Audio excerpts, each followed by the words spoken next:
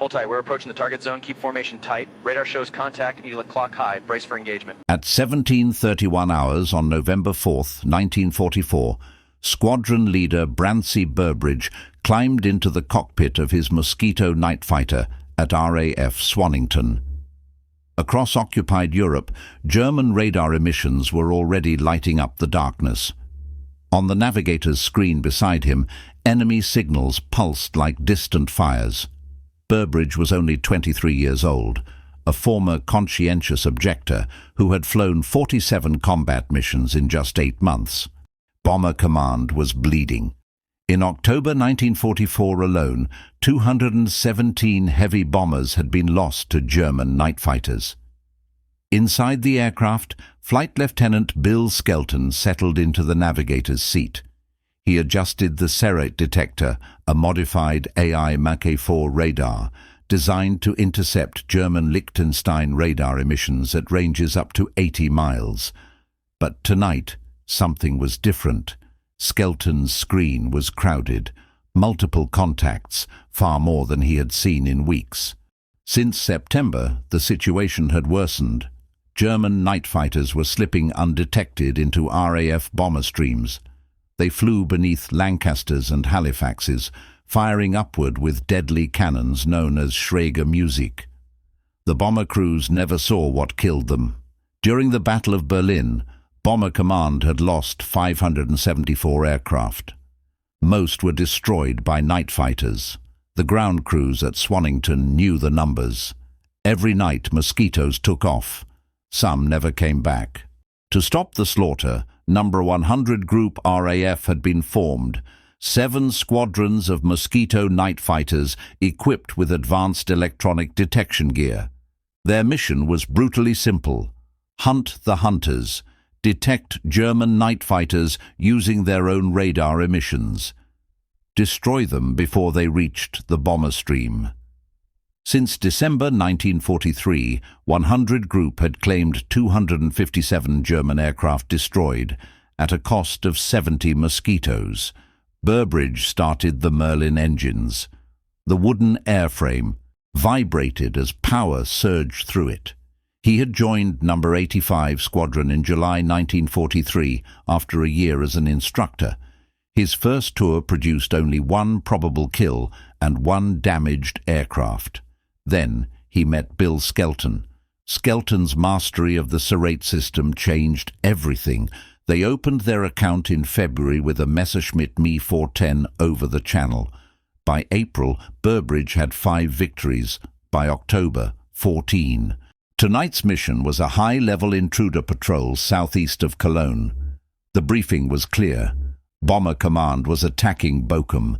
German night fighters would scramble from bases across the Ruhr, Bonn Hangela, Gütersloh, Cologne 1. When they did, the Mosquitoes would already be waiting. Would Burbridge's tactics work tonight? The Mosquito lifted off at 17:31 hours. They crossed the English coast at 1,800 feet, descended to avoid coastal radar, then climbed to 15,000 feet over Belgium. Skelton monitored the screens.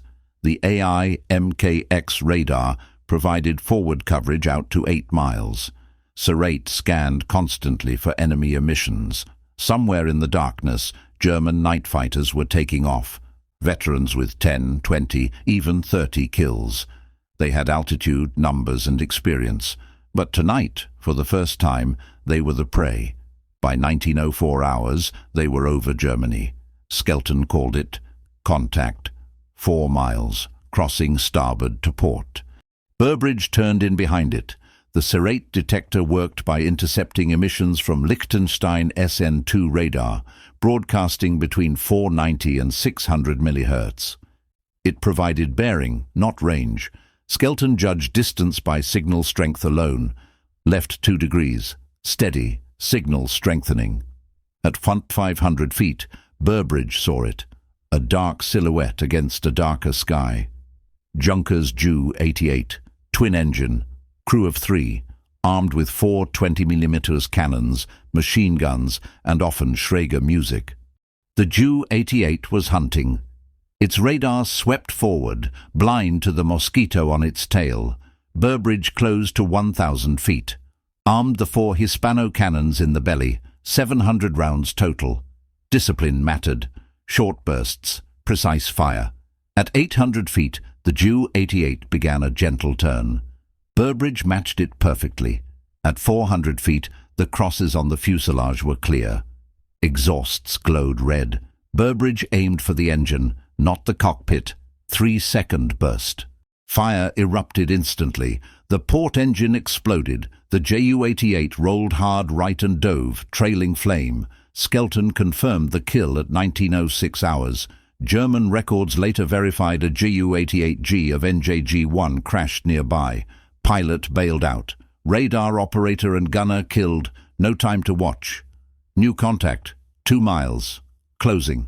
Another night fighter. Burbridge turned northwest. The signal was weak, intermittent. The Germans were adapting, using radar sparingly. At 1914, solid contact again. Visual confirmed. Another Ju-88, this one newer, with the long SN-2 aerials. It was heading toward Bonn-Hangelaar, one of the largest night fighter bases in Germany. If it reached the airfield, everything would change. Burbridge closed to 400 feet and fired. 3 seconds. The starboard engine disintegrated. Flames engulfed the wing. Secondary explosions tore through the fuselage.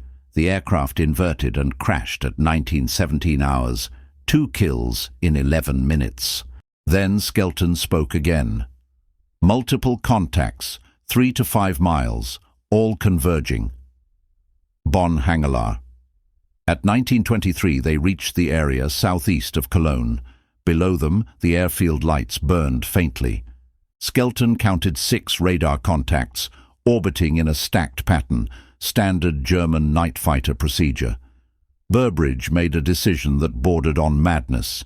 He joined the formation. The Mosquito slipped into the orbit, flying. Between German fighters, 5,500 feet ahead, 1,800 feet behind. Absolute darkness, no visual references.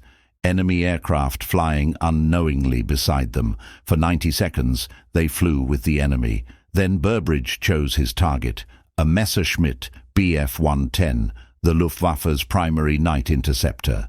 Heavier, better armed, flown by experienced crews. At 400 feet, Burbridge fired. The port engine exploded. The Bf-110 fell out of the pattern and crashed at 1930 hours. 3 kills. The Germans knew now. Ground control issued warnings. The formation scattered. 1 contact turned toward them. At 1 to 200 yards, closing fast, Burbridge turned into the threat. Geometry decided the fight. Head on. At 200 yards, both aircraft fired. Burbridge unleashed everything. 5-second burst. The Ju-88 disintegrated. Nose shattered. Engines aflame. It crashed at 1940 hours. 4 German night fighters destroyed in 37 minutes. Ammunition remaining, 300 rounds. Fuel was becoming critical. They turned for home. Over Belgium, Skelton detected a weak signal behind them, tracking. Burbridge descended into cloud. 3 minutes later, the contact faded. At 2008, they crossed the German coast. Flak burst below them. At 2021, England appeared ahead. They landed at 20:32 hours. 4 victories. The impact was immediate. Bomber Command revised tactics. Intruder operations expanded. German night fighter losses rose sharply. November losses for Bomber Command dropped from 217 to 152 aircraft. By war's end, Burbridge and Skelton had destroyed 21 German night fighters, the highest-scoring British night fighter partnership in history. Each German night fighter averaged 6 bomber kills per year. The mathematics were brutal and life-saving. Approximately 1,260 RAF airmen came home because 21 German fighters did not. After the war, both men left the RAF. Both studied theology. Both became ministers. They had seen enough death. They chose life.